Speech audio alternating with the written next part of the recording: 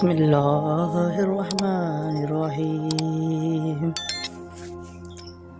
پرانے وقتوں کا ذکر ہے۔ بصرہ عراق کے ایک شخص نے حج کا ارادہ کیا، جس کے لیے اس نے دن رات محنت مزدوری کر کے حج کے لیے اپنا زاد راہ اکٹھا کیا۔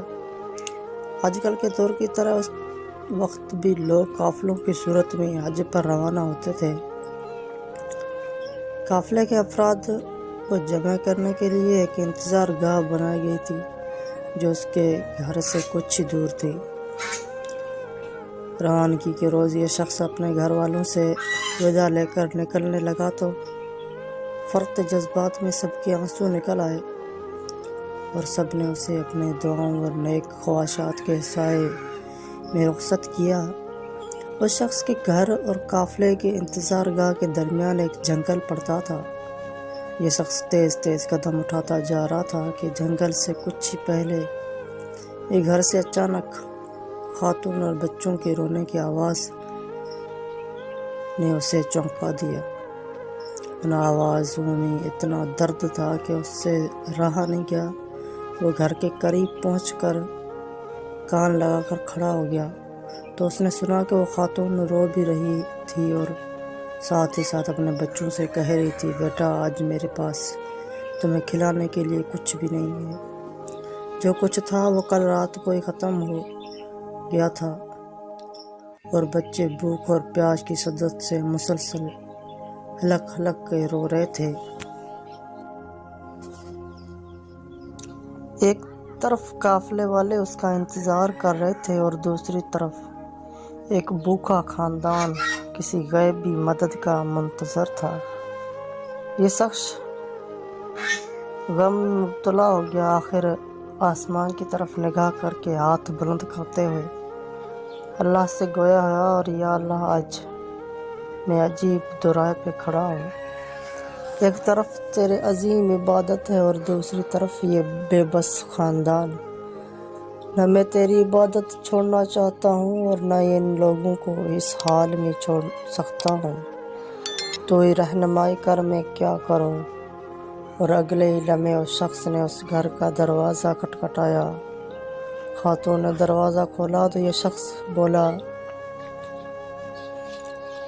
میں نہیں جانتا کہ تم لوگ کون ہو، میں بس ادھر سے گزر رہا تھا کہ تمہارے رونے کی آواز نے مجھے رکنے پر مجبور کر دیا۔ میں نے تمہاری ساری باتیں سن لی ہے۔ یہ لو، میرے پاس کچھ پیسے اور کھانے کی چیزیں ہیں، ان سے اپنے اور اپنے بچوں کے لیے کچھ کھانے پینے کا بندوبست کر لو۔ وہ خاتون اپنے جذبات پر قابو نہ رکھ سکی اور روتی ہوئی بولی، یہ اجنبی پچھلے دنوں میرے شوہر کا انتقال ہو گیا تھا، تبھی سے ہم پر مصیبتوں کے پہاڑ ٹوٹ پڑے ہیں۔ آپ کی بہت بہت مہربانی جو آپ نے ہم پر رحم کیا، آپ کی دلی مراد پوری کرے۔ حج سے بڑھ کے اس شخص نے دلی مراد اور کیا تھی، لیکن حج پر جانے کے لیے کل سرمایہ تو وہ راہ خدا میں قربان کر دیا تھا۔ اب یہ شخص نہ تو واپس گھر جا سکتا تھا کہ گھر والے کیا سوچیں گے۔ حج کے بغیر واپس آ گیا اور نہ ہی بغیر زاد راہ کے وہ قافلے میں شامل ہو سکتا تھا۔ چنانچہ وہ قریب کے جنگل میں چھپ کر بیٹھ گیا اور حج کے دنوں کے گزرنے کا انتظار کرنے لگا۔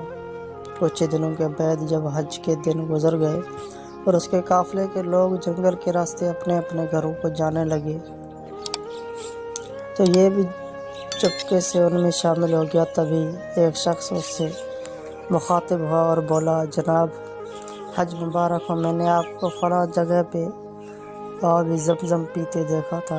پھر کچھ دیر کے بعد ایک اور شخص بولا، میں نے آپ کو سعی کرتے ہوئے دیکھا تھا۔ ایک اور شخص بولا، میں نے آپ کو طواف کرتے دیکھا تھا۔